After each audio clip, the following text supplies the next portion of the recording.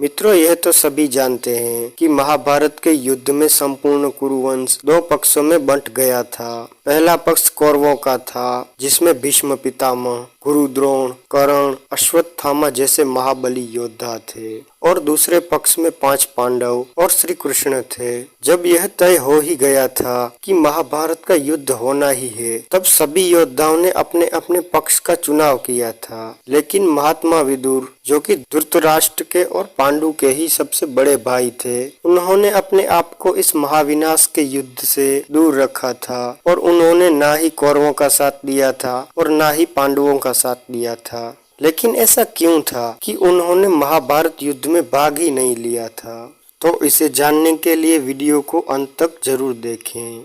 दोस्तों, विदुर के बारे में ऐसा कहा जाता है कि वह धर्मराज के अवतार थे और अगर वह चाहते तो इस युद्ध में अपने धनुष से पूरी सेना को एक वार में ही खत्म कर सकते थे। उनके पास श्री कृष्ण का दिया हुआ महाविनाशी धनुष था, जो कि किसी भी सेना को सिर्फ एक वार में ही खत्म कर सकता था। महात्मा विदुर हस्तिनापुर के महामंत्री थे। उनकी सूझबूझ से ही हस्तिनापुर चलता था और वह धर्म और अधर्म के बीच के अंतर को भी अच्छी तरह से समझते थे। वह जानते थे कि दुर्योधन जो कर रहा है वह एकदम गलत है, इसलिए वह धृतराष्ट्र को इसके बारे में कई बार समझा चुके थे।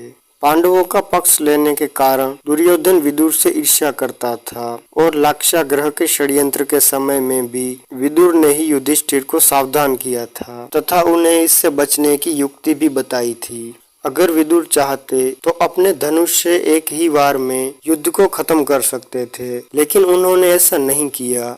दरअसल बात यह है कि एक बार विदुर ने दुर्योधन को युद्ध न करने की सलाह दी, जिसके बाद दुर्योधन ने विदुर को अपशब्द कहने शुरू कर दिए और विदुर जी ने गुस्से में आकर अपना धनुष ही तोड़ दिया और यह प्रण लिया कि वह कभी युद्ध नहीं लड़ेंगे, क्योंकि विदुर जानते थे कि अगर वह युद्ध में लड़े तो उन्हें कौरवों की तरफ से ही लड़ना पड़ेगा, यानी उन्हें अधर्म के पक्ष में रहना होगा और इसी वजह से उन्होंने युद्ध ना करने का फैसला लिया था। इसके साथ ही उन्होंने धृतराष्ट्र को भी समझाया था कि दुर्योधन अपने कुल का ही नाश कर देंगे और इसी युद्ध को परित्याग करने में ही समझदारी है। लेकिन तब विदुर की बात को किसी ने नहीं माना और इसका परिणाम यह हुआ कि कौरव महाभारत के युद्ध में बुरी तरह से हार गए और लड़ते लड़ते ही मारे गए। तो इस वजह से इतने शक्तिशाली होने के बावजूद भी महात्मा विदुर ने महाभारत युद्ध लड़ने से इनकार कर दिया था। तो मित्रों, यह था आज का हमारा वीडियो। अगर आपको यह वीडियो पसंद आया है तो वीडियो को लाइक और चैनल को सब्सक्राइब करना ना भूलें और यह वीडियो देखने के लिए आपका धन्यवाद।